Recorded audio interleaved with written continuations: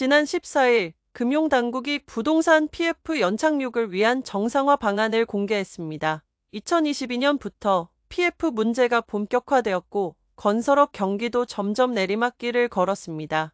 정부도 시장을 안정화하기 위해 노력해왔는데요. 주로 만기 연장이나 저리대출과 같은 수명 연장이었습니다. 그런데 이번에 내놓은 대책은 구조조정입니다.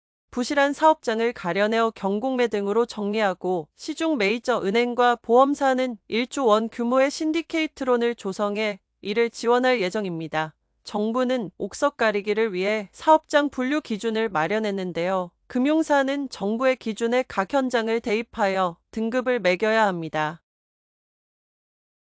이번 대책으로 PF 평가 등급이 세분화되었습니다. 현재는 양호, 보통, 악화 우려의 3단계로 나누고 있는데요. 개선책에서는 악화 우려를 유의와 부실 우려 2단계로 나누고 있습니다. 평가 기준도 구체화되었습니다. 그리고 종전에는 본 PF만 평가했는데 브릿지론에 대한 평가도 추가되었습니다. 3,000개의 PF 사업장은 4개 중 하나의 등급을 받게 됩니다. 유의나 부실 우려는 사업장을 올해까지 정리해야 합니다. 부실 우려는 경공매를 통해서 매각을 해야 하며 유의는 재구조화를 하거나 자율 매각을 해야 합니다. 재구조화란 부실 현장을 다른 시행자가 매입해 사업을 재개하는 것인데 LH가 주체가 될 수도 있습니다. 사업성 평가 후에는 관련 대주단에서 부실 사업장을 어떻게 해야 할 것인지에 대해 협의해야 하며 금감원의 사후 관리 지도를 받아야 합니다. 이번에는 묻지마 현장들도 정리될 것으로 보입니다. 사정이 나아질 것을 기대하면서 버티는 현장들이 있었는데요. 이제는 만기를 4회 이상 연장하거나 혹은 연체이자를 납부하지 않는 경우 부실 사업장이 되어 정리 대상이 됩니다. 정부는 건설업계와 금융사들에게 미치는 영향이 큰 문제가 되지 않을 것으로 보고 있지만 업계에서는 비판적인 의견들도 나오고 있습니다.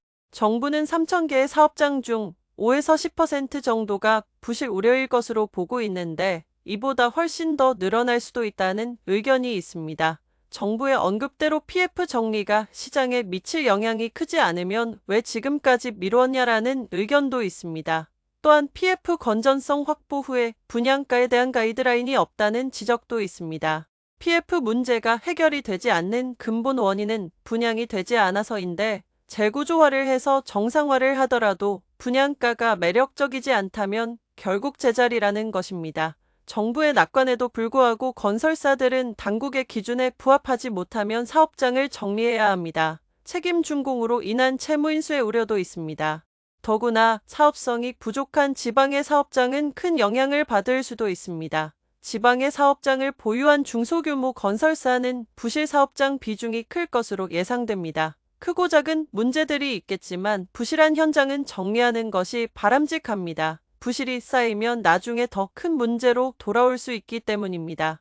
업계의 위기가 가중되고 있는 지금은 특단의 대책이 필요합니다. 정부의 의도대로 부실 자산을 정리해 금융회사의 건전성을 회복하고 착공이 지연을 해결해 건설업을 정상화시켜야 합니다. 주택시장의 수요 회복은 또 다른 과제이겠지만 민관이 협력해서 오래된 문제들을 하나씩 풀어나갔으면 좋겠습니다.